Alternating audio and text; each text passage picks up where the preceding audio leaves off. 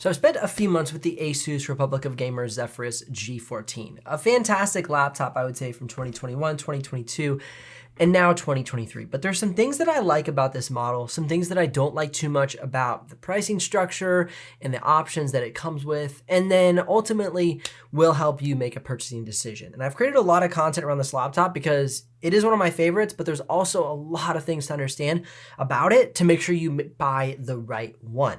Now, first and foremost, one thing that they've done this year is roll out a ton more spec options. There's an RTX 4050 version, 4060 version, 4070 version, 4080 version, and 4090 version. Not to mention you can get it in both a Ryzen 9 7940HS and a Ryzen 7 7735HS, if I'm not mistaken. Off the top of my head, there's so many new Ryzen SKUs. Pretty sure that's the right one. I have not benchmarked the lowest SKU. I've been able to take a look at the RTX 4060 and the 4090. And in this video, we're throwing in some of those 4090s that we haven't even seen so far on my channel yet. Just finished benchmarking the 4090 version. Now, going from 2022 to 2023 has been an interesting transition. We stopped seeing a Radeon RX 6700S and 6800S variant availability for the G14. To me, this was a bad decision to completely cut that offering because it was such a great bang for buck. That's what made this laptop so incredible for the past 2 years. The base model, which I'm considering to be the RTX 4060 version of this laptop, comes in at around $1599. Now that's $50 cheaper than the RX 6700S from last year. However, the performance is lacking in a major way. For instance, if you want to use this laptop for 6K BRAW video editing, you're going to go from about the 13-minute and 52-second export time all the way up to a 24-minute and 11-second export time, and you're only going to save $50. So in many regards, last year's version from a base model standpoint was a much better choice. Now they do have really cool options this year, like you can get 16 gigs of RAM soldered to the motherboard. That's what it comes with standard. And then it has an open SODIMM slot to put a RAM stick into to take you up to 32 gigs. This is great because you can easily get the laptop to 32 or 48 gigs. Or if we do the math right, 64 plus 16, you can be at 80 gigs of RAM. Now, I don't quite know what would happen if you did that because I've yet to test it, but hey, you could give it a shot and let me know. Hopefully I'll be able to test it at some point. But my point is it's much more expandable than in years past with the 8 gigs soldered to the motherboard. So for the 2023 model, that's a really good improvement.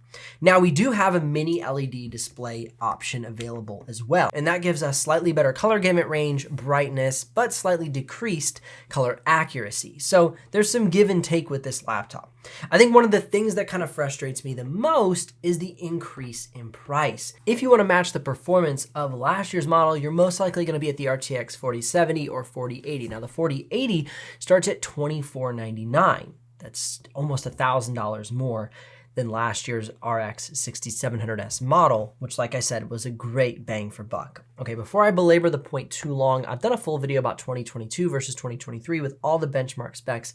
You can check that out on my channel. But let's continue through the 2023 model and some of the things I love and don't like so much about it. Honestly, the biggest thing, like I've said so far, is the price and the switch from Radeon strictly to now Nvidia strictly, rather than going with a hybrid operation where you could order both Radeon or Nvidia depending on your preferences. Now the battery life is still something I really like about this laptop. Switch it into eco mode and you get just about 12 hours of battery life with productivity, about 11 hours of streaming video playback, and then it kind of tears down from there with Photoshop work and video editing. But it is phenomenal for battery life. And remember, that's set on iGPU mode with the screen brightness at 20% and the screen refresh rate at 60 Hertz with Windows Battery Saver mode turned on.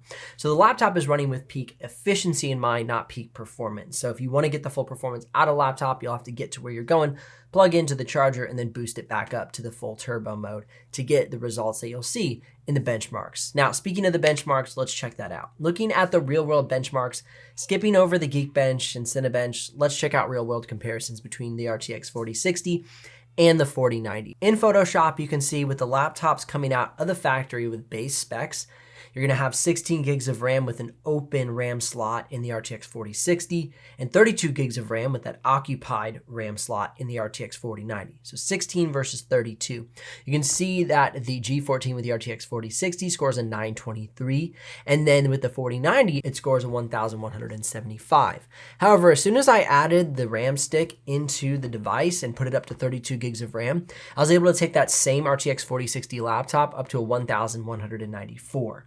So in this circumstance, it really doesn't matter which laptop you choose from a GPU standpoint for Photoshop as long as you upgrade the RAM. But if we take a look at After Effects, that's where you're going to see a bit more of a difference. With the laptop stock, it scored an 801 with the RTX 4060. With the RAM upgrade, it was a 941.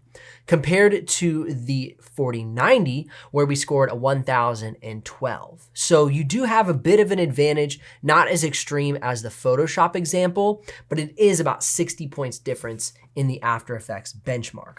Now, going on to Blender Classroom, that's where we really saw a big spread with a 1621, and there's no amount of RAM that can make up that difference.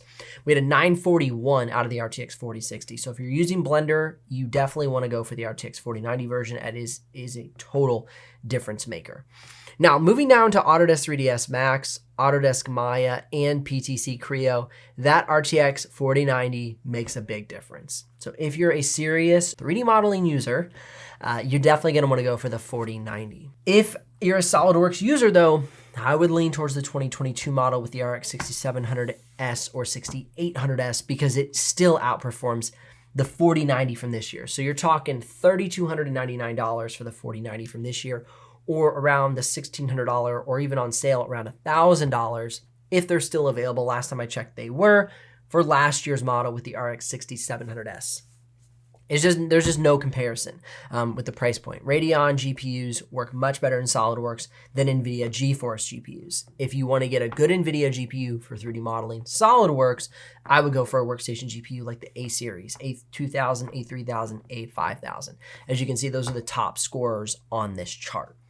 Now, moving down the line, let's take a look at Premiere Pro drop frames. The RTX 4090 dropped 0 frames for BRAW and red footage, and for 8K, it dropped about 5,800 for BRAW, for 8K red footage about 6,100. So we're getting close to seeing these laptops being able to edit 8K footage. Do remember though, this is the 4090. Looking at the 4060 model, I was actually quite impressed with this for BRAW, both 6K and 8K. For the 6K BRAW, we dropped about 624 frames. For the 6K red footage, 712. Very respectable.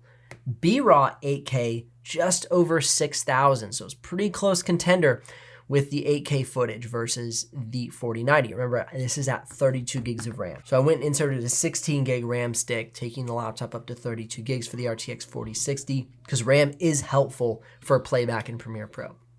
And then looking at 8K red footage, about 10,500.